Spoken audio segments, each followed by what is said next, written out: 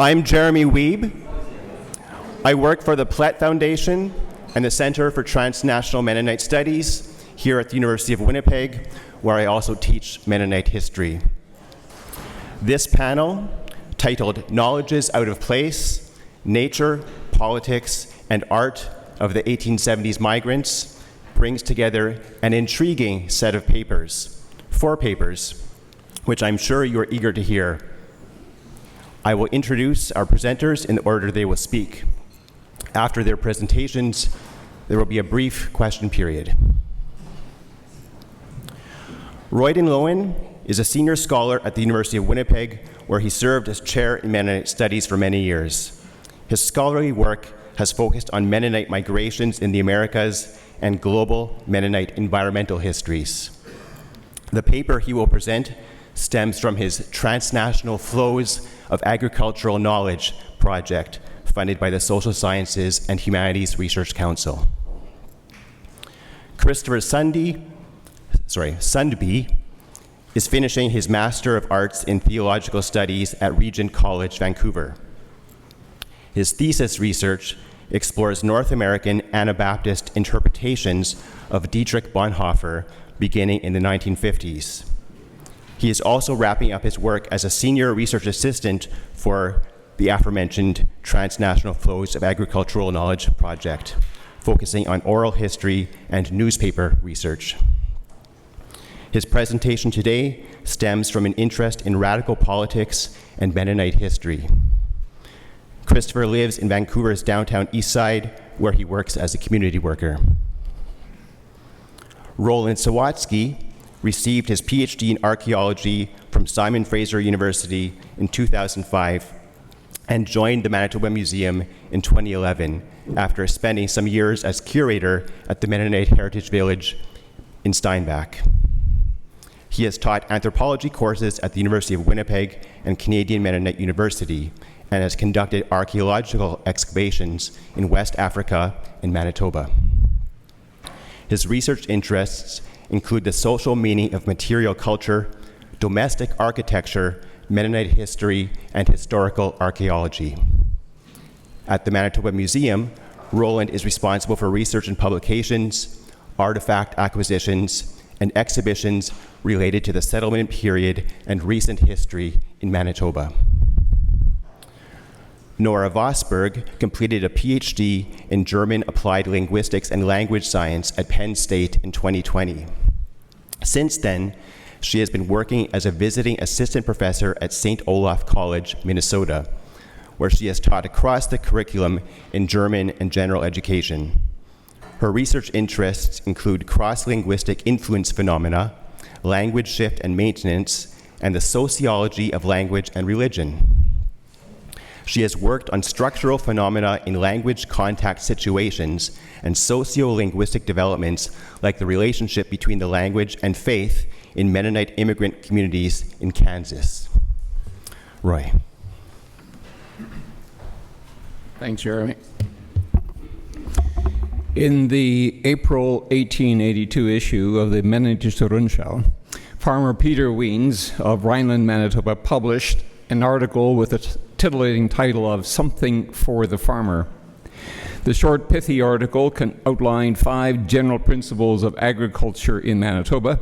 First, the need for quote-unquote early seeding. Second, the need for weed eradication so that the seedlings are not choked. Third, planting all sorts of seeds, hedging for biology or markets. Fourth, rearing all kinds of animals. Fifth, the green fallowing of 20% of the land each year, plowing whenever the field, quote-unquote, goes to seed. Of course, as a good Mennonite, Wiens concludes that this all depends on the Lord's blessing and working the land well. My wife told me that that's a really boring introduction. So I will see how I can make this paper interesting for you. Wiens was sharing his knowledge about agriculture, telling his readers how he, as a farmer, thought about things, a veritable epistemology of agriculture. Those are my academic credentials. To theorize about knowledge creation is, of course, to enter a massive scholarly field. Dave talked about indigenous knowledge. Historian Peter Burke analyzes circulations of knowledge. Philosopher Michel Foucault, of course, outlined an archaeology of knowledge with secret origins and subterranean layers of power. Philosopher David Burckhardt juxtaposes natural, historical, animalistic knowledge to cultural, historic, reason-based knowledge. Christian environmentalist Wendell Berry reminds us that local knowledge is good, hegemonic knowledge not. So this paper, as Jeremy noted, is part of the wider Transnational Flows of Agricultural Knowledge project. It asks how settlers of the 1870s thought about agriculture. It's not about what they did, how they behaved, but how they thought. Clearly, Wiens' 5 points were not simply banal universal farm talk. He was writing from experience. He now lived in Manitoba. He had been here for 7 years. His was a knowledge gleaned from living in nature, but also from the lore of his own history, his own sense of racialized entitlement, and even science from unlikely places. In scholarly terms, it reflected a particular dialectics of environmental engagement. How do we peel this apart? One place from which the Mennonite settlers of the 1870s derived their knowledge on agriculture was the Mennonite Rundschau, the US-based transnational settler newspaper first published in 1880. The newspaper had been mined by historians to understand settlers' transnational church origins, their kin networks, racial relations, but it was transnational in another way. It was a central source of knowledge for farming startups in unfamiliar North America. But even within this newspaper, knowledge was complex. Indeed, it comes in two distinctive parts, two silos of knowledge, if you will. Personal letters about the local and published science on the global. Clearly, farmers feasted from both sources. Now, let's compare these two sources. Did they reflect this dichotomy of natural historical and cultural historical knowledge? Were they laced with power in some way? Was the local more authentic than the global? Are there assumptions about the nature that undergird a settler colonial mentality? The first source is found on pages 1 and 2 of every issue of the Rundschau. Simple letters from the Mennonite settlers in North America. Letters from the various American states appear first, then lowly Manitoba appears at the rear. Surprisingly, perhaps, the bulk of these texts are not about church or kin, but about weather, water, soils, temperature, crops, rather useless stuff. Unless you are an environmental historian, they are a treasure trove. What do the letters from Manitoba tell us? Well, the most rudimentary, they describe Manitoba's 4 distinctive seasons. Not surprisingly, perhaps, winter in Manitoba, starkly different than that in Ukraine or the American Midwest, yield the most text. Manitobans could easily, and this, you might find this surprising, exult about extreme cold. An exemplary letter from Steinbach from 1881 exclaims that, quote, "Here in Manitoba it is still very cold, minus 32 degrees Réaumur," right, the French system that they used, but not one from the milder climate zones should utter, "Thank God I don't live in the claws of this unfriendly guest." Manitobans, according to this letter, are downright fortunate and happy about the cold as it allows travel to the forests to obtain all sorts of trees, and it's a dry cold with blessed winter trails enabling cross-country visits over bogs and grain shipments to Winnipeg. Other writers did speak of a longing for springtime. A March 1884 missive from Niverville notes, quote, "We hope that the winter will soon be broken and the beloved spring with its green outdoors will soon spring forth." An utterance that came with a bit of envy as, quote, "By the time we will have begun seeding here, evidently the United States will be completing theirs." Mostly farmers shared about how they might turn a wet Manitoba into dry land, especially how low-lying black lacustrine clays of the northern East Reserve and eastern West Reserve could be made to attract the spring's dry, warm sunshine. The heat of the summer could be as startling as the cold of the winter, but concern now was mostly with moisture. In 1884, letters spoke of a great drought in June amidst plus 32 Reaumur temperatures, that's plus 42 Celsius, and a gale force wind so intense that the grains seemed to disappear. But then it all changed on June 25 when, quote, "the Lord gifted us with a lovely rain, but alas," what followed was, in that summer, was a great deluge of August 20th, quote, "a breathtaking storm more intense than anything I can remember in the 6 years of my life in Manitoba." Fall, too, could be a time of extremes. True, it could be as perfect as the autumn of 1881, when early harvest and dry roads and even the awesome northern lights of September 13 filled in the sky with rays in the south and the north. But too much precipitation could be even more treacherous.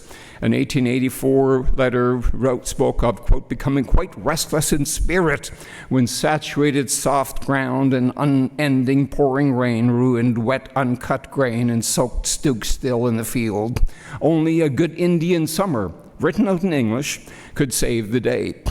And this snow, of course, also signaled the very possibility of a new round of trips to the forests for wood or to the city with wheat and other produce. The range of knowledge acquired in this daily interaction with the environment was far-reaching. Farmers did speak about knowledge not related to the natural environment. It's true. Winnipeg's food needs, the 1883, CPR, an Englishman's brainy scream of cheese factories, 2 on the West Reserve. More often, the letters repeated lessons learned from nature, how to drain land, adapt to a short growing season, and even live within the wild, harvesting its fruit, its hay, its fowl. Sometimes these nature-based knowledges appeared indirectly. Take the rapid acquisition of modern farm machinery that flowed in from central Canada's industrial base, all meant to speed along farming in volatile, short-season Manitoba. Indeed, so heady were these acquisitions that visiting Ontario's Jacob Y. Shantz in 1884 scolded the Mennonites, warning the farmers that, quote, "who do not have the right knowledge about agriculture fail as they intertwine themselves with machine and horse merchants and purchase on credit." There were other adaptations that came with observing nature. Fall plowing addressed Manitoba's relatively high precipitation and sticky black soils, abandoning old rust-prone Russian wheat varieties for Manitoba's Marquette wheat, increased yields, and lacing wheat with flax on the West Reserve provided insurance against early snowfalls, while mixing up things with cucumbers and melons on the East Reserve could ensure that a farmer didn't put all their eggs in one basket. The perennial search for knowledge on the environment is also evident in times when farmers look beyond Manitoba, longingly to the Northwest in 1884, dismissively to Kansas in 1885. Knowledge could also come from other sources. Certainly government is mentioned with regard to drainage, postal services, vaccinations, but especially weed control. Its agents threatening farmers with $25 fines for disregarding the Canadian thistle, yellow mustard, and wild oats. There's some learning from the Métis farmers, with Mennonites judging hay availability by what the Métis charge, or the snow depth in the forest by how much they ask for firewood. There's less learning from the Anishinaabe people, but with some 200 letters from Manitoba in the Runshaw's first 5 years that even mention Indigenous people, and both describing them as completely silent people coming out of the bush to beg, but without uttering a single word. The settler does not seem to acquire knowledge about nature from speaking to the Indigenous, but only watching them as they are part of nature. If pages 1 and 2 carry letters fixated on the natural world, pages 3 and 4 often carry more scientifically oriented pieces that speak of agronomy, experimentation in a wider world. They speak about agriculture in scientific and global terms. They include syndicated materials lifted from German magazines and newspapers, the Amerikanische Agrikulturlist, the Deutsche Warte, Germania, or translated pieces from the Country Gentleman, Farmer, Vix magazine, etc., and simple reports without provenance offered. The articles speak in broad terms. Often they pit soil-conscious, orderly German yeomen against the wild and careless American agriculture profiteers. As an 1883 letter puts it, that kind of half-wild business that still exists in our West. They also offer counsel against profiteering and greed. An 1884 piece, having surveyed global wheat prices, advised farmers to avoid wheat bonanza, diversify, become real farmers instead of just wheat manufacturers. Here is knowledge that authenticates. And yet within these learned columns, the tables could easily be turned and the German farmers criticized. An 1883 piece juxtaposed a practical, innovative American farmer to the embarrassing South German colonies locked up in ignorance, refusing to even consider the 7-crop rotation or any artificial fertilizers, powders, and steam power.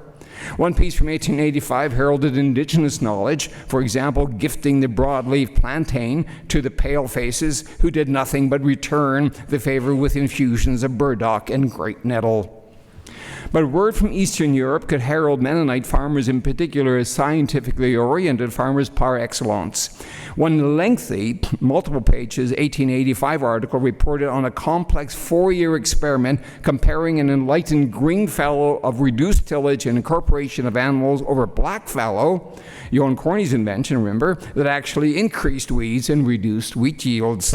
Other articles on pages 3 and 4 came bearing prefixes of professor or doctor.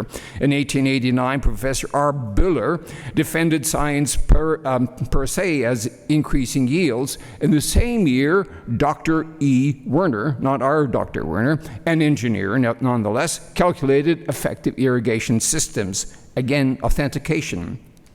In conclusion, contrasting two streams of agricultural knowledge in the Rundschau is to highlight two somewhat different ways of thinking about agriculture, the local versus the scientific. But while the two columns of writing seem to represent two silos of knowledge, they do appear in the same newspaper. The Manitoba farmers spoke from experience in nature, but they also read transnationally infused scientific analyses as well. Indeed, the same culturally conditioned eyes that cast about for ways of being in nature found direction in both knowledge derived from local experience and global experimentation. Thank you.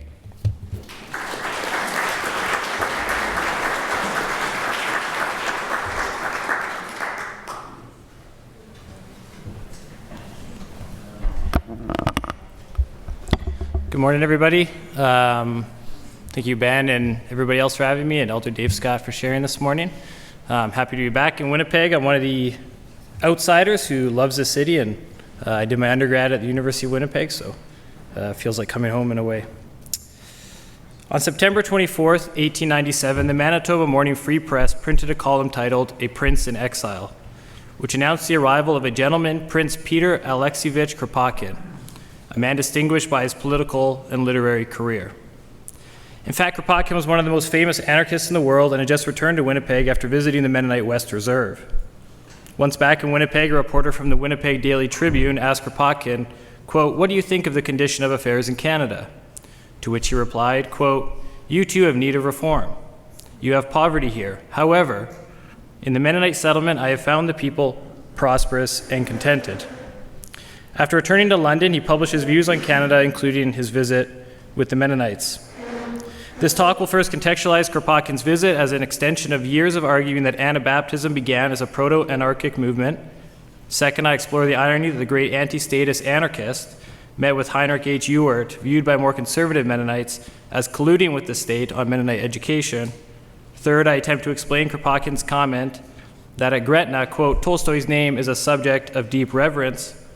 And I end with some brief comments on Abraham Isaak, a prominent anarchist in the United States at the turn of the 20th century, who grew up in Khortytsa colony. Peter Kropotkin was and is one of the most influential anarchist writers and theorists. He was born in 1842 in Moscow and died in 1921. He was a geographer of some esteem and later a convert to anarchism. He sought to provide anarchism with a scientific basis on a naturalist foundation. He was invited to Canada by his socialist and economist friend James Maver at the University of Toronto for the 30th anniversary of the Dominion of Canada. At the time, he was living in London after being exiled from Russia and imprisoned in Paris. He traveled with the British Association for the Advancement of Science and arrived in Toronto in early August 1897. There he gave 2 lectures on geology. After the conference, with the sponsorship of the Canadian Pacific Railway, a group of geologists, including Kropotkin, set out by train to Victoria. On the way back, he decided to travel on his own.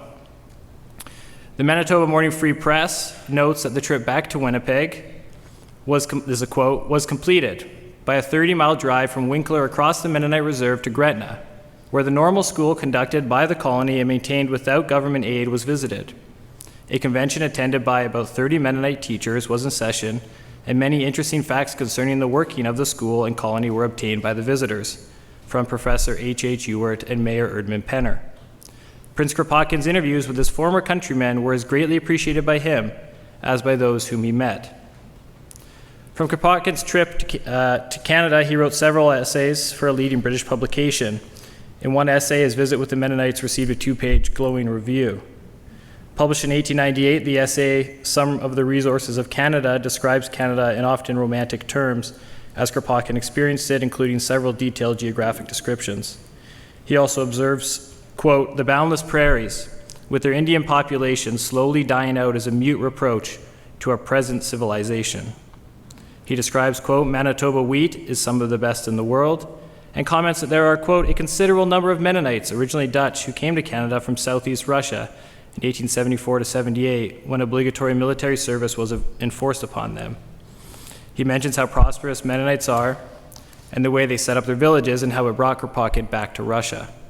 He focuses on the communal aspects of the community and the lack of state involvement. Quote, "The Mennonites, as is known, refuse to take part in any functions of the state, and especially in military service. Tolstoy's name is, consequently, a subject of deep reverence among them. They also never have anything to do with justice or law. On the other side, they receive no subsidy from the state and themselves keep their schools. With all that, they are not communists. They recognize private ownership, and those of them who take to trade make fortunes. They have communal mills, but have not yet come to the idea that they might keep communal stores as well." And another quote that he writes about education, quote, "All teachings of modern civilization being a glorification of unbridled egotism, the elders cling only the more to the Bible as the sole foundation of all education, on account of the descriptions of communist life which they find in it. They look with suspicion upon all scientific education. Thus, I visited a Gretna school for teachers, which is conducted by Mr. Ewart. Its teachings are not opposed to the religious feelings of the Mennonites, far from that, and yet the school is bitterly opposed by the elders and is supported only by a minority of the young ones."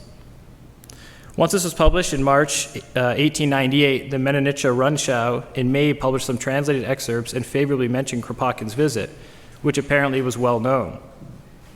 The write-up was also well received in other Canadian newspapers. Only a New Jersey paper was critical when discussing Kropotkin's write-up of the Mennonites. Quote, "That queer people, the Mennonite brethren, have 2 ruling principles, to live in peace and help one another. They also have an unwritten doctrine, apparently, and that is to always get rich. At any rate, they always do." Kropotkin, prior to his Mennonite encounter, was quite well read in Anabaptist historiography. In several books, essays, and speeches, he mentions Anabaptism both before and after his trip. An example from one of his most popular books, Mutual Aid, A Factor in Evolution, which later had some influence in Mennonite circles, proves the point. Written before his visit, he describes the Reformation, quote, "The masses of the people made a formidable attempt at reconstructing society on the old basis of mutual aid and support. The great movement of the Reform was not a mere revolt against the abuses of the Catholic Church. It had its more constructive ideal as well, and that ideal was life in free, brotherly communities. Those of the early writings and sermons of the period which found most response with the masses were imbued with ideas of the economical and social brotherhood of mankind. Only wholesale massacres by the thousand could put a stop to this widely spread popular movement, and it was by the sword, the fire, and the rack that the young states secured their first and decisive victory over the masses of the people." He describes his history as, quote, "a formerly neglected subject that is now growing in Germany," and he cites many multi-volume works by leading scholars of the time. Elsewhere, he mentions Hans Dank, one of the philosophers of the Anabaptist movement. He's also mentioned in Kropotkin's well-known in small anarchist circles. 1910 Encyclopedia Britannica submission on anarchism. He also describes peasants, quote, who had lived for years under the individualist system now returning en masse to the communal institutions, including, quote, the German Mennonites of Berdyansk, who just now fight for introducing the village community. For that, he cites Klaus Alexander's 1869 Our Colonies, which dedicated over 120 pages to Mennonite settlements. In another work, he directly connects the Manitoba Mennonites to the Reformation. Quote, those of them who were not exterminated sought sanctuary, some in southeastern Russia, bracket, the Mennonite community who have now since emigrated to Canada, close bracket, in communities refusing all service to the state. The comment on Manitoba was added, it's not in the earlier draft, he added that after his visit. How much the Mennonites in Canada knew about Kropotkin is an open question. A July 1884 publication in the Mennonite Rundschau mentions Kropotkin's release from a Paris prison. An 1889 column describes some of his views on agriculture, and an 1890 article mentions a Kropotkin lecture on Siberia, of which he was an expert. He had traveled to Siberia in his younger years, which is what shifted him towards anarchism, the sort of bureaucracy of the state and this stuff. So possibly some of the Mennonites in the community knew about him prior to his 1897 visit. Moving on to Heinrich H. Ewart, whom Kropotkin met with, quote, a most hated man in some circles in which he tried very hard to serve. That's from the 1945 biography of him. In that same publication, he's described as a, quote, mentor among the Mennonite pedagogues of America and a, quote, trailblazer. In 1874, he had left Prussia for Kansas, which we learned a little bit about yesterday with the description of his father's diary about all the mosquitoes in Manitoba. In Kansas, he became well educated and was eventually recruited by some progressive, innovative, or liberal, you can pick your term, Mennonites from the West Reserve. A Gretna School Society had been set up by those supporting a more robust education system, but they needed a teacher to teach the teachers. The society, along with the government, sent George Bryce, a member of the advisory board of the Department of Education, to find someone for this role and to be a school inspector working alongside the government. This was not a very popular position. But Ewart agreed to come and moved in the summer of 1891 to Gretna. Ewart was able to organize the school and train the teachers. He also organized monthly teachers' conferences with the long title of the Western Local Conference of Public School Teachers of the Mennonite Settlement of Manitoba. And whether it was planned or unplanned, Kropotkin visited while a conference was underway and met with Ewart and others, 30 other teachers that were at the conference. Visiting at a time when Mennonite education was conflicted and splitting communities explains Kropotkin's already cited comments on the school being, quote, bitterly opposed by the elders, who, quote, cling only the more to the Bible as the sole foundation of the education. Clearly, he got his perspective from this smaller group within the community. This is also the ironic part. Kropotkin, the radical Russian anarchist who rejects all state authority and involvement, having a cordial meeting with Ewart, who some deem to be one of the most statist of Mennonites, receiving some of his salary from the Manitoba government. Kropotkin also noted the reverence for Tolstoy among the Mennonites, recalling later about his visit in an essay on Tolstoy's religious influence from 1910. Quote, I found there, in the headmaster of a progressive school, which had been started notwithstanding the opposition of the elders, a convinced and enthusiastic follower of Tolstoy. In the same essay, he also notes that he believes Tolstoy is creating, quote, a great religious movement in Russia similar to the Reformation, where some now, quote, endeavor to revive the old communistic spirit of early Christianity corresponding to the 16th century Anabaptists. So was it Tolstoy's absolute non-resistance that made Ewart a convinced and enthusiastic follower? Possibly he had read Tolstoy's 1894, The Kingdom of God is Within You, which mentions Mennonites several times. Or possibly Tolstoy's pedagogical views and the school he set up for peasants was convincing and attractive for a progressive educator. Or is it possible that Ewart knew of Tolstoy's efforts to deliver aid during a 1891-92 famine in the Volga region where Mennonite villages were, which is what I'll now turn to. In 1891-92, Tolstoy was working in an area containing German colonists providing aid during a famine which killed hundreds of thousands. In December 1891, the Mennonite Rundschau published a letter from Sofia Tolstoya, Tolstoy's wife, which described the soup kitchens being set up by the Tolstoy family. One son was in Samara province, where Mennonites had villages. In January and February of 1892, the Mennonite Rundschau published multiple accounts of Tolstoy's efforts to provide famine aid. In March, it notes, quote, "It is the wish of most donors that the Mennonite donation be made available to the famous Russian philanthropist L.N. Tolstoy, who was involved in the establishment of public kitchens in the famine regions of Russia."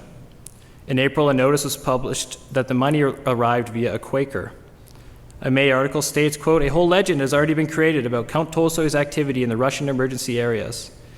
A July notice states that, quote, "We sent $8,700 of the Mennonite donation to Count Tolstoy at the beginning of June. It was also requested of Tolstoy that he provide a receipt of the money received from the Mennonite Relief Fund." In February and April of 1892, the Herald of Truth also ran articles about the Russian famine and the so-called Russian Fund. Quote, "All our readers are aware that among the common classes in Russia, great want of food prevails." The Mennonite publication was also soliciting funds in March 1892, but by May reported that, quote, "The thrift of the Mennonite people in Russia under God's blessing is evidenced by the fact that they have comparatively no famine among them, while their Russian neighbors are starving." In April of that year, a Russian philosopher, friend of Tolstoy's, wrote a letter to Sofia Tolstoya, which states, quote, "Mr. Nickel came to me with a note from Leo Tolstoy, a Mennonite very ugly and very large. I was preparing to help him, presumably about famine relief, but it turned out that help was not needed at all." In a letter from May 21st, 1893 to his children, Tolstoy mentions, quote, "The Mennonites are going with us, and I kept talking to them. They are frozen and no better than the Orthodox." And in his diary at the same time, quote, "I decided to leave with Tanya," that's his daughter, "on the 21st. Off we went, an in-depth conversation with the Mennonites." This aid relief, which involved Mennonites and Tolstoy, appears little known, but at the time, Ewart was likely aware of it, as well as knowing about Tolstoy's strict adherence to non-resistance. I should also note at this point that the Kropotkin visit to Canada and his write-up was what led, via Tolstoy, to the Doukhobors coming to Canada. And just a quick, sort of final addendum here, my final minute, on Abraham Isaak. There's two articles in the Mennonite Quarterly Review by Stephen Kent Smith about an anarchist from the Khortytsa colony. Isaak became a nihilist at some point while living there, and he left the colony.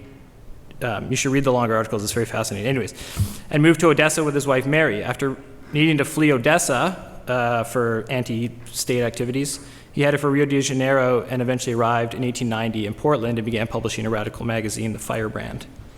In 1895, a San Francisco paper commented on Isaac's anarchist actions in Portland, quote, "An anarchist named Abraham Isaak, an Austrian," which is wrong, "scarcely 2 years in America," which was also wrong, "held forth to an immense crowd on the street last night. His bad English was of a very inflammatory sort." He was arrested, and in, quote, "the municipal court, Isaak declared he had a local following of 100 men who would be heard from." Smith reports that only in one place does Isaak comment on his Mennonite heritage. In 1869, in The Firebrand, he wrote this. Somebody asked, "Do you know of any anarchist communities?" And he says, quote, "I was born and raised in a community of Mennonites in Russia. These people had obtained the privilege from the Russian government to manage their own affairs, and as their religion was against civil laws, they lived for about 70 years without laws or officers. These people had been persecuted in Western Europe and were considered as the lawless, just as the anarchists are today." Like Kropotkin, Isaak viewed his Anabaptist beginnings as anarchic, and when Kropotkin made a trip to the United States in 1901, he met with Isaak, with the Isaak family several times and possibly stayed with them in Chicago. One wonders whether they discussed Anabaptist history or possibly Kropotkin's visit to Manitoba a few years prior. Of course, we can only speculate. What we do know is that they debated free love as the Isaaks practiced free love, and Kropotkin was not a fan. In any case, these three anarchists, Kropotkin, Tolstoy, and Isaak, are some of the other Mennonites anarchists. Thanks.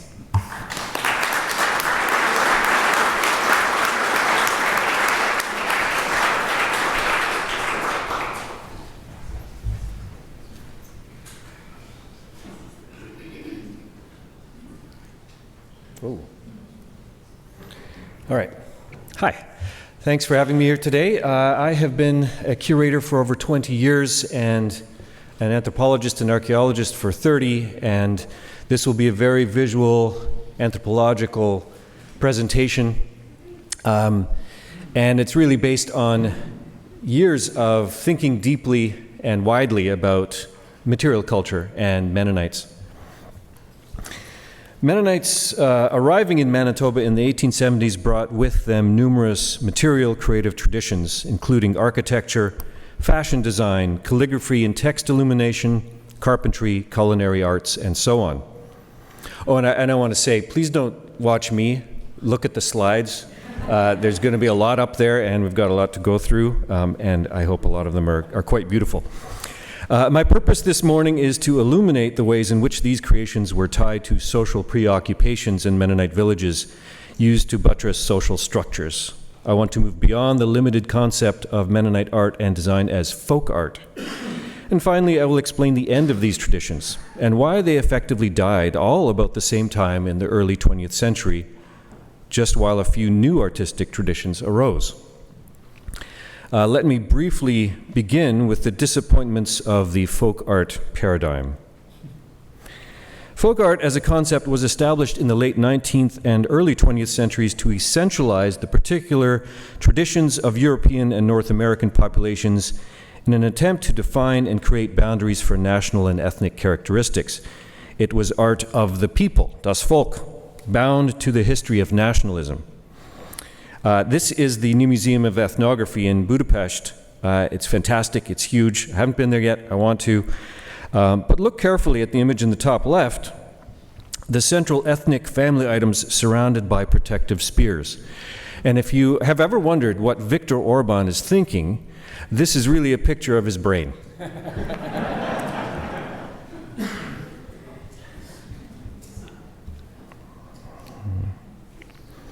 Folk art was also defined as something other than fine art, which is, and I quote, a set-apart category of objects viewed independently of their function housed in institutions of fine art. The failing here is the separation of the two, as well as the ranking, with folk art clearly the underdog. Perhaps the bigger problem, and this is just my opinion, is that aesthetics generally has become associated with the idea of personal contemplation rather than an action that is relevant to society. And just so you know, a month ago I was in a basement in Transcona and a person tried to donate two of these to the museum. I instead accepted his statue of Lenin, which he picked up at the tomb of Lenin in Russia. And finally, folk art as such has been fully commodified in late capitalist society, both as antique folk art, where authenticity provides monetary value, and as kitsch, in which cheap replicas are often synthesized with modern desires. Think of a souvenir mug. Think of my souvenir mug, which we picked up on my honeymoon. My wife is here. She can tell you all about it. She still rolls her eyes when I make tea. My argument here is that historic Mennonite art and design was a form of action geared towards social life and not a collection of ethnic identifiers. The artist made meaning within and for a social context during the art's creation. So let's look at three types. There's certainly nothing unique about Mennonites making furniture. A European tradition of bed and table and chair making goes back many, many centuries. By the early 1800s, historic design features were combined and simplified to create an instantly recognized Mennonite style. Two common themes stand out in their design: symmetry and synthesized European design elements. Influences included the scrolls and pediments on Dutch Renaissance urban facades, and these were replicated and simplified on standing furniture. Mennonite carpenters also combined Baroque and Biedermeier neoclassical designs together with common German and Slavic traditions. But these North Central European combinations were more than just a reflection of their surroundings or their neighbors. The sum was greater than the parts. It was the process of making and use and the social context of its aesthetics that actually mattered the most and provide us with their meaning.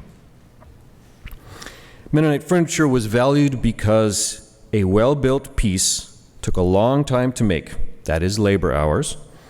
They were often given as gifts, ceremonially, for household use and household creation, and they were meant to look like everybody else's furniture. Social harmony, not individualism. A carpenter was thinking, as he built, that he needed to spend quality time to give a quality gift that would help bring the recipients into the social fold. A dowry chest is a great example. Likewise, a dining table was a symbol of alliance and togetherness, and exclusion from the table could be quite traumatic. Stories are told of excommunicated family members who could not eat at the same table, so two tables were put together. Or my favorite, a table that is currently on exhibit at the Mennonite Heritage Village, built by Klaus R. Reimer. He was hosting non-Mennonite German immigrants for some time, and one woman was disgusted by his eating habits. So Klaus, instead of getting angry or throwing them out or changing his eating habits, built them this small table where they could eat alone. It's very passive-aggressive. Or take the Gloshop, which I've heard described as the place for useless things. Useless for farming, perhaps, but entirely useful for asserting the wife's household and economic power through relations and alliances. The Gloshop is the only piece of furniture to be built directly into the wall. It is the only piece used exclusively for display, and it displays gifts from the woman's relatives and friends. This piece of furniture holds the symbolic key to the wife's social influence, economic power, and central role in the family. Two things you will notice about furniture form. It's not pure simplicity, but it's restrained elaboration. It utilized Central European motifs in a flattened pattern. And the second is symmetry. Does symmetry have meaning? I'll talk more about this later. This is my second example. Mennonite text illumination has often been referred to as fractal art, but this is a collector's term invented in the United States in the 1890s to describe the remnants of text illumination found among Pennsylvania German communities. It is a term for collectors, antique dealing, auctions. In other words, decontextualized commodification. It is not a term those communities used to describe their practice. They use different terms to describe different uses of their art. Mennonite text illumination is at its core a form of graphic design, combining words and graphics to create a whole communicating device. It is rooted in the fundamentals of art, including balance and color, communication, typography, and so forth. The tradition among Mennonites, both Swiss and Prussian background, was common from the 18th century into the early 20th century. This type of text illumination was spread by the forces of systematic Mennonite education and practiced by teachers and students. Through the time and labor required to produce high-quality illumination, this art form gave expression to the importance and respect accorded to writing and reading and so much more. Pieces were also given to romantic partners, as with this stunning Liebesbrief of 1794. Children would write, illuminate, and then recite poetry to elders in a formal setting at Christmas or New Year's, and then give their piece to parents or grandparents. This was a ritual of social control, in which respect for elders was strictly performed. Text illumination was thus incorporated into village life as gift-giving, as practice to be adults, as learning the ways of self-control and subjugation to the whole, as fealty to elders, all through aesthetic practice and performance. While the forms changed slowly over time, standards were followed, and there was only so much variation in design. Order and constraint were as important as beauty. In fact, it was the ideal of beauty. Notice again, symmetry. Also, notice the limited symbolism in subject matter. Like other Germanic cultures, Mennonites chose flowers, plants, birds, hearts, and stars as appropriate, decorative, semi-representational elements in their art, generally alluding to abundance, beauty, fertility, fidelity, and not religious in nature. Though some of the writing on the pieces could be spiritual, Christian imagery was noticeably absent. And finally, architecture, my favorite. Sorry, Roy, we're doing this again. All architecture is a form of design or even art, no matter how bad it is. Homes built by their own residents are no exception, although in the case of vernacular architecture, the art of building is tied not to the ego of the architect, but the activities, roles, and power relations of residents. Homes are never just shelters. Like text illumination and furniture styles, the Mennonite house barn, as well as village schools and churches of the 1874 migrants, had their origins in the Vistula Delta from the 1500s to the late 1700s. They became quite standardized during the period in Imperial Russia, and this tradition was carried by Mennonite migrants to Manitoba. But going further back, the Mennonite house barn has an ancient genealogy, beginning with Neolithic European longhouses, a form which persisted for 6,000 years in Northern Europe. This reconstruction even has an ovazid, the overhang there at the end. It's strange to think that after about 300 generations building and living in house barns, it was abandoned after 2 generations in Canada. It's audacious. The house barn was rectangular and featured dwelling places for both humans and livestock. With its central brick heating oven, side entrances, lack of hallways, and direct connection to the stables, it was quite different from many of their neighbors in Ukraine and later in Canada. Its strictly symmetrical facade provided a stern face to the world and mirrored church and school buildings, and the building on the bottom there is a church. But everyone in the village knew what was what in these homes. Where to enter and who did what in which room. There were secrets, of course, but the pattern of life inside was known to all. Which brings me to my point. Vernacular architecture is always a piece of key technology by which social life and reproduction are made possible, to quote Victor Buckley. As a quick example, where do boys and girls sleep in a house barn in relation to their parents? The girls sleep between the parents' bedroom, the Akstov, and the kitchen. The boys sleep between the front entrance, the fetus, and the barn. Where did the father and mother work during the day? The men were in the barns and fields, while the women were in the kitchen, the garden, the orchard, the barn, and so on and so forth. How did the woman's glowshop and man's oxshop relate in space? That's a corner cabinet. Well, here in the Grotestove, they were actually diametrically opposed like boxers starting their match in different corners of the room. Houses produce social knowledge about age relationships, gender roles, and social control, and they produce it most forcefully in the pre-literate population, that is, children younger than 6, and they do so for the rest of their lives. This knowledge production is repetitive, unspoken, and multi-generational, and is produced by the placement and movement of human bodies in relation to rooms and things. To paraphrase some big-name French thinkers' ideas, you can groan now if you'd like and roll your eyes, but you know they're right. And these are all related. Claude Lévi-Strauss sees the home as an idea misrecognized by its residents.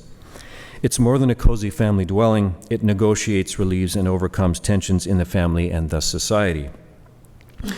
Pierre Bourdieu, my guy, the home is an opus operatum, the product of constant embodiment of social relations. The act of living in the home continually creates and recreates the social structure in the home.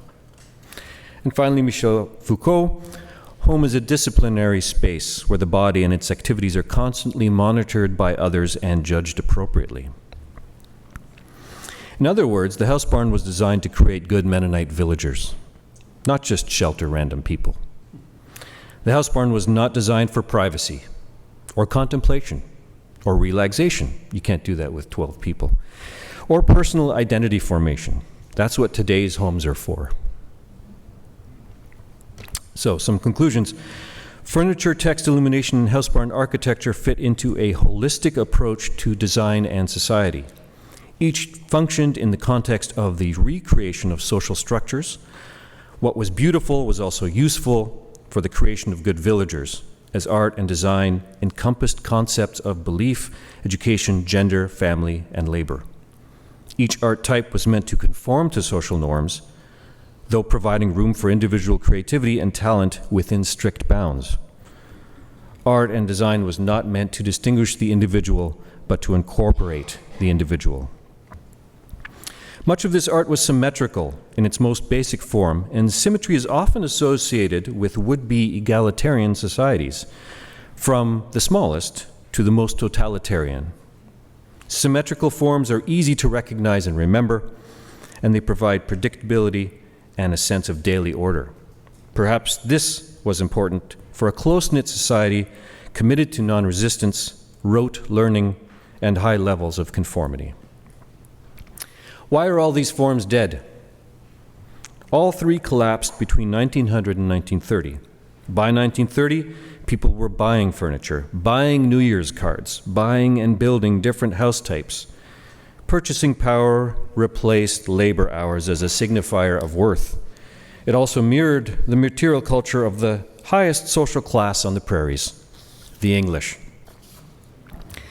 In the 1880s, villages began to dissolve, releasing the pressures of close living and the necessity of conformism, while expanding the possibilities of land ownership, another Mennonite obsession that always endangered village life.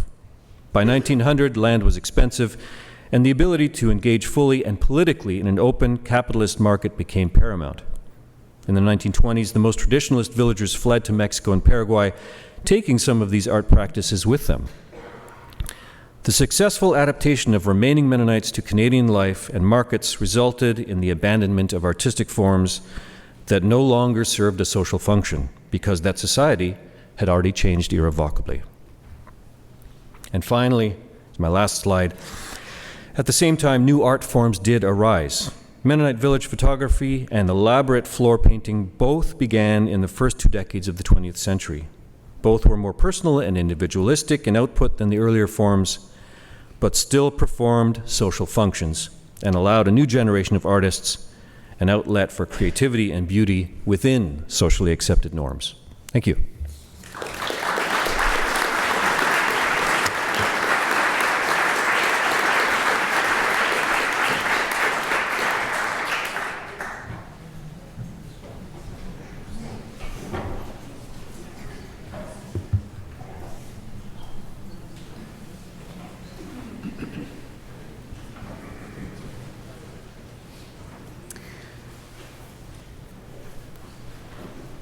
While the slides are being brought up, let me start by thanking the warm welcome that I received. I am a guest here in Canada, coming from the far lands of Minnesota.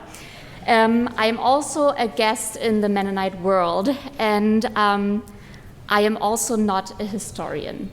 So I will present on language today and language change, and I hope that I can provide some important and interesting information to you.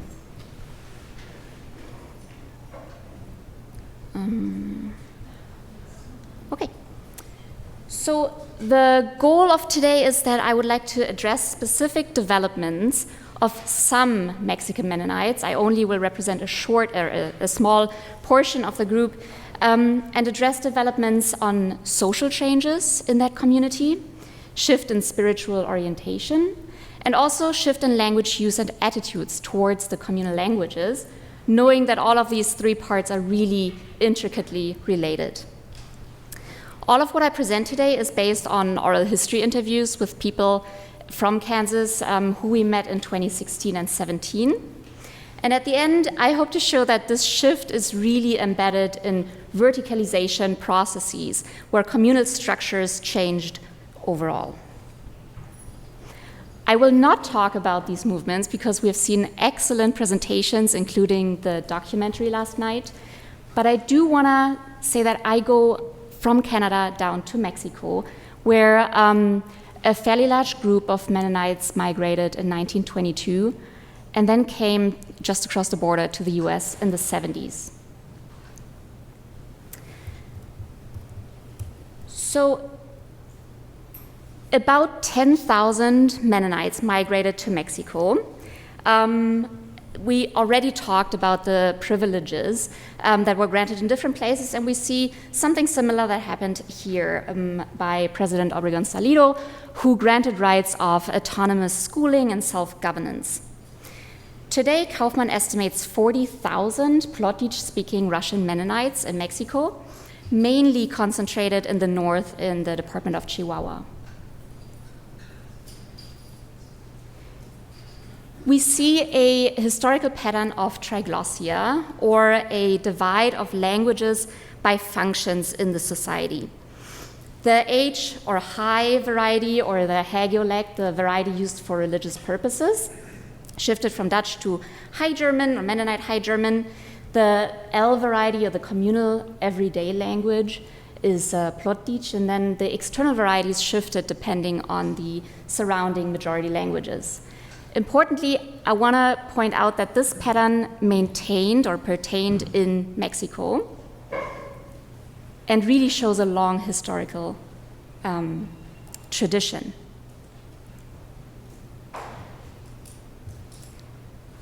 Now, beginning in the 70s and ongoing until today, Plotich-speaking Russian Mennonites migrated to southwestern Kansas. There's an estimate of about 5,000 people today. We can assume that's from 2006, that this number is stable, if not higher. It's a vital community around the small rural towns Sublette, Copeland, and Montezuma. We already heard an excellent talk on the motivations of migration, so I'm not going to go over that historically. But I want to point out that now the move to Kansas was really motivated by economic hardship. So the consequences of open trade market policies led to an increased poverty among many farmers in northern Mexico. And at the same time, as a pull factor, there was a hiring of cheap foreign labor, especially in the meat market industry. So I ask, do these differences in motivation or the differences in migration patterns really are a cause for a rapid change of life in Kansas? Differences in movement patterns, the movement is uncomparable to the organized, let's say, mass movements before, but is really initiated by individual families. However, they do join a community in Kansas. And I think we will see it is both. So I will present interview data from 25 community members who ranged in age between 24 to 68 years, quite a range. They were all born in Mexico, and they came to the US at the age between 8 and 48, which will be significant to think about schooling when entering the US system. Their language is Plotich, and later on everybody acquired English, some German, some Spanish.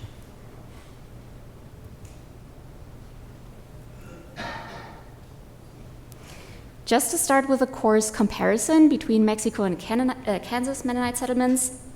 In Mexico, all of the speakers who I talk about today grew up in colony-organized communities, those campos. They were educated in Mennonite schools, unless they emigrated at a time where they still entered the US educational system. Work was farming and small businesses. They self-identified as lower class income. And the majority church affiliation was to Old Colony, Kleingemeinde, and Rhinelander. They upheld a pattern of triglossia between Mennonite High German, Plotich, and Spanish, or sometimes English. And now in Kansas, we have interspersed living, indistinguishable really from other ethnic groups, with non-Mennonite US Americans, other immigrants spread apart, but still an intense communal activity. Education, if at the age, occurs in public schools, and the work really remained similar. However, we're going to see more industrialized and outsourced, and also the addition of meat industry as a core income source.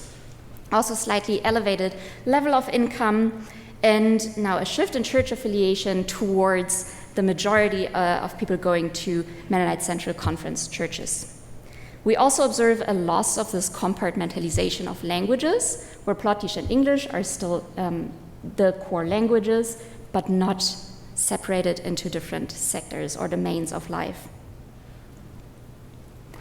So first talking shortly about living and working, I here took an image from the excellent dissertation from Kelly Hedges on campus in northern Mexico, where we have talking about straight lines, a one-row village with the yellow lines being the main roads, and then the farmland connected to the home, so home and farm seen as one entity. Whereas then a drone image of Sablet, for example, shows that it's really any small US rural town. For education, again from Hedges' dissertation, I read, and please excuse my pronunciation, Jemaya Leerd, Jemaya Verkeerd, to longing for better education. So in Mexico, if at the age, children attended parochial schools with an average of 7 years, and schooling occurred in Mennonite High German and in Plotitsch at times. In the US, public school system not only elevated the amount of years to 12 years on average, but also the schooling language shifted to English. We see that very positive attitude toward education in the interviews, where one person said, we wanted our kids to have a better education and also because of jobs. But education is fronted before the economic benefit. Someone else said, yes, my parents became US citizens here, and so that's why we decided to come here too, since we made very little money and we only had private schools there, and we just could not afford paying for the school after our son started school, so that's why we decided to move here. Church affiliations, so on the upper side we see the church affiliations in Mexico, and I want to point out on the left-hand side then the church affiliations in Kansas within the same generation of immigrants, right? So former Old Colony members in Mexico became members of conference churches in Kansas.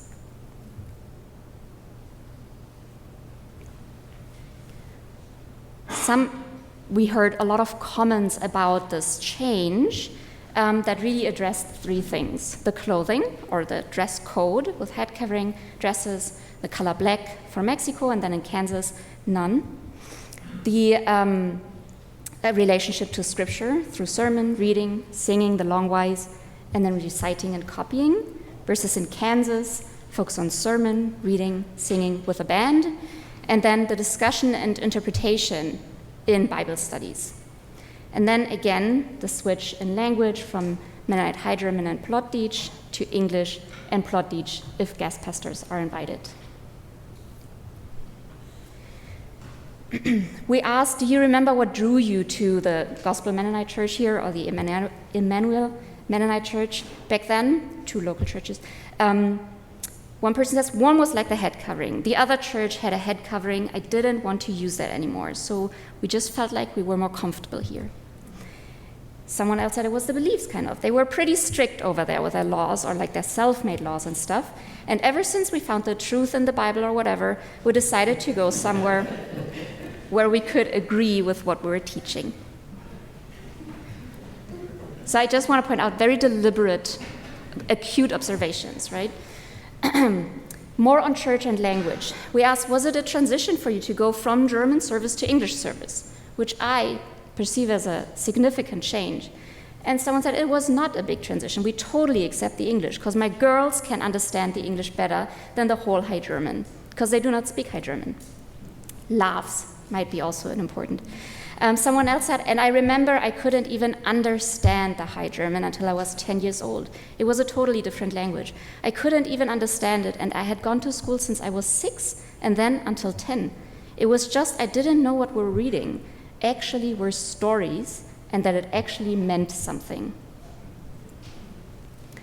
On the question, do you prefer service in one language over another, a clear statement, well, if our kids are there, like young people, then I prefer English, because then they don't understand. So then I prefer English. They don't understand if it's a language different than English. But it doesn't matter to me if it's Low German or High German or English. So fluency, but also the awareness of the younger people. Do you still speak any High German today? Probably a very naive question. And the response comes immediately with a chuckle. I don't use High German, I just use Low German. So, did you understand High German? Some back in Mexico, some not. That's very difficult, that's different than we speak. And then her sister chimes and says, which is something that I just never understood. Why would you teach something that you don't speak? So what languages do you use in church today? If I talk to an older person, they usually don't know English very well, so it's going to be Plotdietsch. If I talk to a younger person, it's going to be English. And that really shows a generational pattern here. We asked our participant what languages their parents use to each other, and unsurprisingly, that is Plotdietsch. Their parents are either still in Mexico or just in the process of coming to Kansas. Now, our interview partners in asking what languages they use with their parents is also overwhelmingly Plotdietsch. Crucially here, now, just as a reminder, this is the first generation of immigrants. Spouses talking to each other who both grew up with Plotdietsch now use a significant amount of English when talking to each other. And this pattern just continues when they talk to their children, and then when the children talk to their parents, English becomes the dominant language. There's a typical pattern of language shift, which usually, though, takes a longer time. So we see that these domains really were dissolved, again, with an acute observation that I might have to skip because of time, but with the core part at the bottom that I highlighted, Plotdietsch didn't touch my heart the way English did. So a very positive attitude towards the switch to English. Joshua Fishman, a sociolinguist, commented that if social compartmentalization is dissolved, then shift is more likely to happen. And that is exactly what we observe. Can you think of any situation in general where you would prefer Plotdietsch over English or English over Plotdietsch? So asking for domains. Yeah, pretty much everything I would prefer English. It's just easier for me. And since I had public school here in English, and I didn't have any really, that counts, I guess, any schooling in Plotdietsch, for sure I didn't have any schooling in Mexico, just a little bit of High German. But you know, if you don't practice that, that's all gone. So shift occurs on multiple levels. And that is the core of this vertical idea, that when horizontal structures or strong communal structures with a strong community organization of local institutions, be it economic, educational, social, political, religious, when those tightly connections are a little bit loosened, then we see verticalization. So in Mexico, school was organized by local school calendars, right? That was driven by local economic needs and religious practices. School content was tied to the community, including the language. Now with verticalized structures, where schooling becomes a national or statal affair, these extra community educations are prioritized, and historically we've seen this shift all over. I can only speak for the US, and we do see it happening also in Kansas. Language happens everywhere and in between. So in conclusion, not everything has changed. So there's a very strong emphasis on community and a sense of belonging within the Mennonite diaspora. Plotdietsch is still important. It carries a lot of covert prestige, which you can tell by the interactions, maybe not necessarily in the direct answers to our prompted questions, but it is not prioritized as an in-group membership language. Endogamic structures are maintained, and gender roles are clearly defined for women and men. But some important things have changed. Verticalized social structures yielded language shift, mainly in the younger generation. Overall positive attitudes towards these changes are visible in every interview, and with a strong emphasis on the purpose of spreading the gospel. Also an important side effect, at the time of the interviews, people went to the Gospel Mennonite Church, which in between has been renamed to the Living Gospel Church, taking the name Mennonite out. And we see political activism supporting you may know who. I'm not going to open that can of worms, even though Roland already mentioned Orban. So anyways, on that note, thank you very much for listening. My main thanks goes always gratitude to the people in Kansas who shared their time and their stories with me and who welcomed me and my son with unmatched hospitality. Saya Dankschein.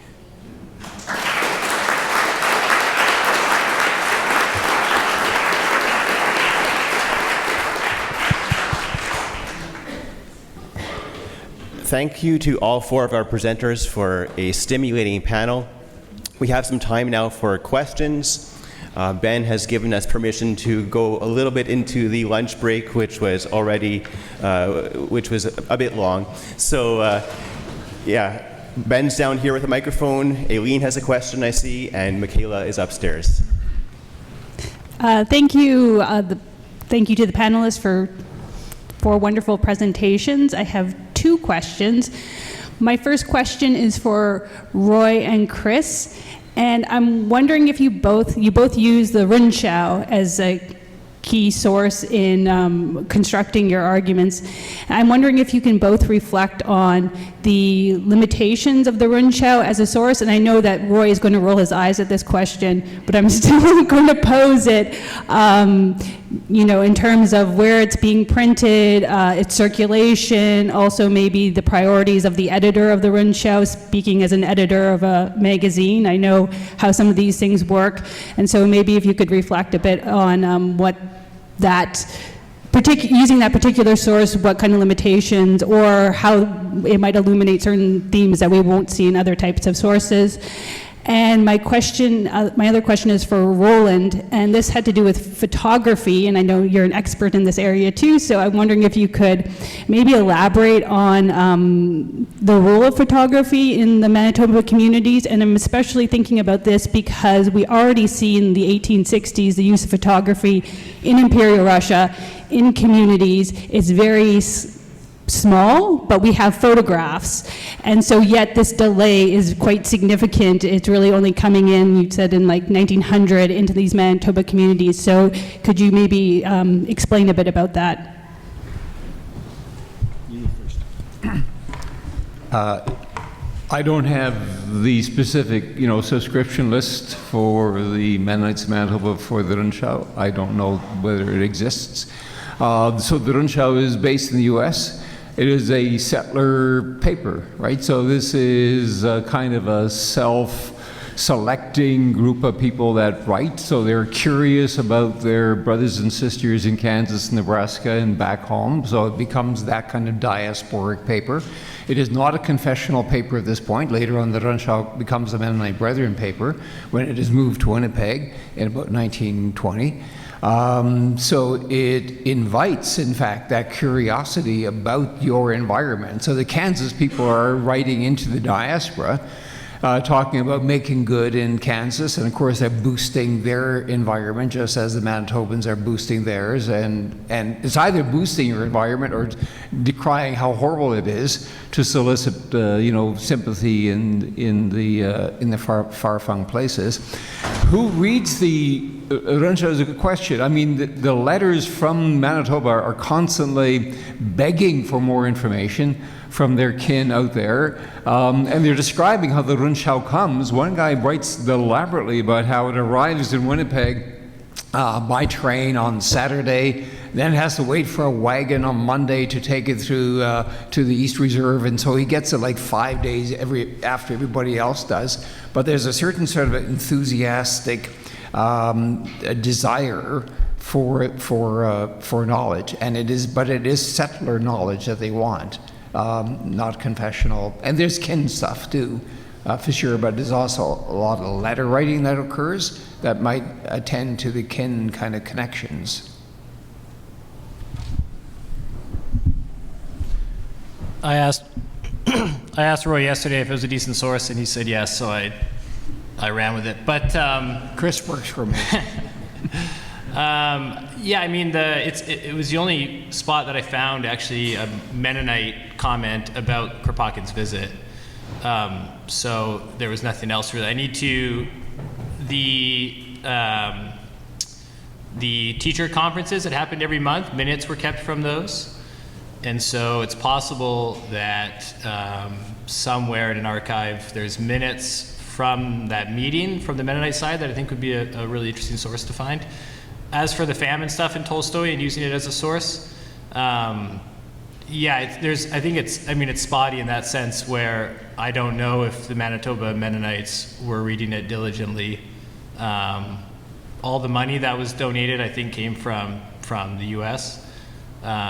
So there needs to be more research there too, I think. Yeah. Yeah, the photography. So that part of that story is just a story of technological change and what was available to people in the 1860s and 70s. You had like sort of professional studios and itinerant traveling photographers and people. It was very much used for documentation of people. You take your picture. It might be used for a passport eventually, and it might be used, in the family. But what we're seeing in the 1910s to 30s, and this is documented in the book Mennonite Village Photography, where we look at 4 Mennonite photographers in southern Manitoba, is really the technology is such now that people can purchase their own, develop their own in their own village, and that's what these men were doing.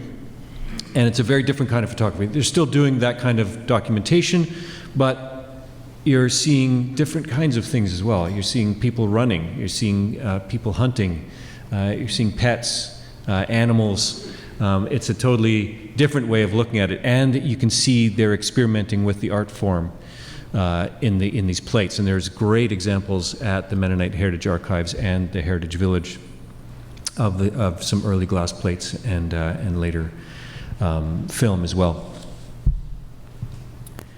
We have a question upstairs, but I also wanted to remind our attendees via Zoom that you can submit questions through the Q&A function in the webinar.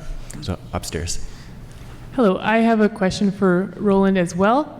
So I'm a Mennonite and an artist, and I always kind of was under the impression that I didn't have a cultural artistic heritage in the Mennonite culture at all. So I was very encouraged by the things that you had to bring up, and I was wondering if there was any further reading or, like I've been to the Mennonite Heritage Museum. I would like to go there again and re-look at the things that you had photos of. But I was wondering if there's any further reading or study you could recommend for an artist such as myself, searching for my identity as a Mennonite who is also creative and as an artist. Mm-hmm. Yeah, there have been a few really good books written. One on text illumination, about 1980. I can't remember the author's name. I think she's from Kansas. And then another one, also from Kansas, Jansen and Jansen, on Mennonite furniture. Those are very penetrating studies, and I've always drawn from them. And then there's the Mennonite photography book.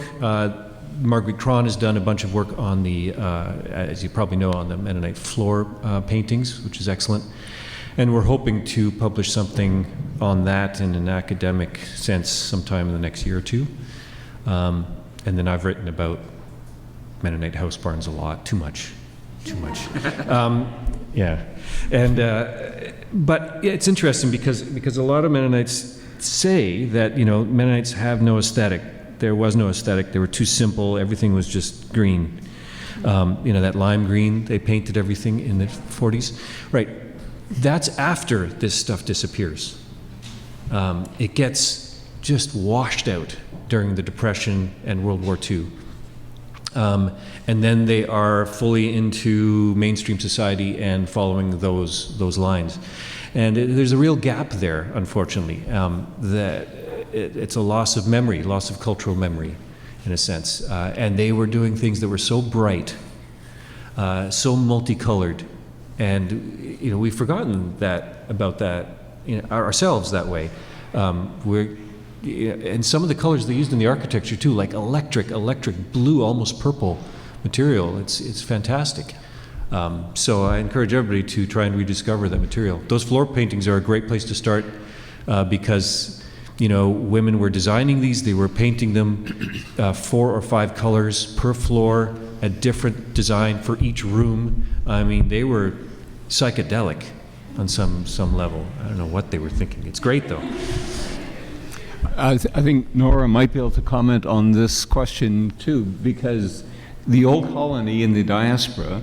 You go to Bolivia, right where the women were black. You know, they invite you into their home and everybody's wearing black and they're dour and so on. And then for visiting, where do you go? You go to the bedroom oftentimes, and you sit in chairs. And in the bedroom is that glass cabinet with ceramic Santa Clauses, and I mean, usually it's flowers, but there's also all sorts of sort of forbidden stuff that is in the colorful, bright, gaudy stuff. And I'm not sure whether Nora, you've seen this in Western Kansas, but I bet if you go into the sanctuary, and that's where their explosions of personality occur. I mean, it's kitsch, but it's really cool. So we have a queue of 4 questions down here, but I think Ben first might be reading a question from the Q&A. Is that what's happening? Yeah, we've neglected our Q&A online a little bit, so I wanted to ask a question here. Christopher, did the Mennonites have an influence on Tolstoy's religious views and faith journey? He struggled for many years until he returned to Christianity. Also, did Tolstoy perhaps have an influence on Mennonite authors?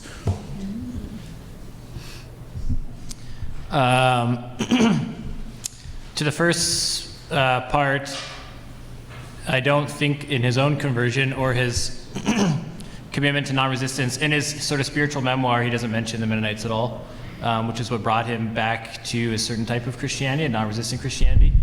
And I think he really only, he has a book called What I Believe, that was sort of an earlier version of The Kingdom of God is Within You in a sense. And I don't think the Mennonites are in there either. So I think he sort of came to them later on, discovered them, and yeah, sort of visited with them in that region. The other way around, yes, I don't have research on this, but in some of the readings I've done and the research, there is, especially later on, references to Tolstoy's The Kingdom of God is Within You as an influential text amongst some Anabaptists. Ben, was there a question over there? There was, yeah. I have a question for Nora on the connection between language shift and changes in understandings of faith. It's a question that Hutterites have great anxiety over. We're also undergoing our own language shift. We have our own dialect at home, Hutterisch, in public spaces as well, but most of our education is in English. And so the question is, what have you noticed from Kansas about what has happened in changes of faith understanding or faith convictions as the changes in language have happened? Yeah, that's a good question. Thank you. So what I presented on today, I should mention, is really coming from a narrow part of the community, right? Where every part of their spiritual life is in English. It happens in English. The connections and the social life that is also, intricately connected to that is still between Plotich and English, but I attended many Bible studies that Plotich is really, it's sprinkled in, so you can still see that as a marker, but it's really English. Now, what I find also very interesting, but I didn't have enough really to look at that yet, is that English is, even among members who still go to old colony churches, English is becoming more and more accepted. So this was now 5 years ago. I would imagine if I could, and I plan on going again, that there's already significant shifts. It is happening so fast, and that is the most astounding part to me, a radical change where the language is not as crucially important to the faith anymore. That's why, yeah. Does that answer your question? Okay, we've got questions from Ernie and Di, and then we'll see if Ben allows us any more. This question is for Roland. How do you account for, or what significance do you see in the prevalence of the labyrinth motif, the Irrgarten, in the orderly Mennonite world? Well, these labyrinths are often symmetrical, right? So there's still order. That's the main thing. Often it's a poem written in the labyrinth around sort of a very circuitous route. And so it's almost like a game. It's a gift you give to somebody, and it's a game they have to figure out how to read it around. And again, it's about the labor that is put into that item by the maker, right? Because not only do they have to design it and cut it, but then they have to write the poem so that it fits it and it makes sense. But it's not supposed to be easy. So it's a labor of love. Di? This is a comment for Roland, and just about the conferences in general. I'm very happy to see that the poor and simple people of the West Reserve are getting some respectful airtime at this conference. I've been really enjoying that. And I really enjoyed your paper about the material cultural productions of the traditionalists. I grew up in Rhineland on the West Reserve, so I just want to say I'm not old enough to have been there in the during the Depression, and I just wanted to say you're writing that tradition off way too soon. So I grew up in the 50s and 60s, and a lot of that was still very living. We were still making our own furniture using the old designs, and there was really a lot of vibrant traditionalist culture all the way till the arrival of television, which was in the late 60s. So my own life was saturated with it, and if you stay till the literary panel, you get to hear my version of my experience of the poetic traditions of that time. That's great to hear. And I wasn't, although I spent quite a bit of time in Rhineland, it was my impression that things were changing there at the same time, but certainly in villages that continued to survive, like Rhineland did, where there was continuity, I'm not surprised that some of those practices would continue. And I'd love to see some, if there are remnants of some of those pieces from the 40s and 50s and 60s, it would be great to see them, to compare them with what was there earlier and how they evolved in Canada.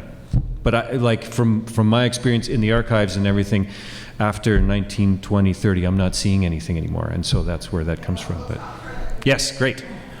I think we'll take one more question from upstairs. On the Rundschau, it is now searchable. I find there is much information you can get. In fact, I was able to find a picture of my grandfather's brother's wife's funeral picture in 1967, which my grandmother had submitted. The interesting thing is that there were family members there that I didn't know existed. I also didn't know that my grandmother at 80 years old was subscribing to the Rundschau. On the head coverings in Kansas, it certainly isn't the case south of Winkler that they've abandoned them. And I mean, I don't know the time frame when the Mennonites from Mexico started coming back to the Winkler area. But their plautich and black dresses and scarves are still very, very in evidence. Okay, well, obviously this is a panel that stimulated much discussion, and I encourage you to approach the panelists later on if you can track them down.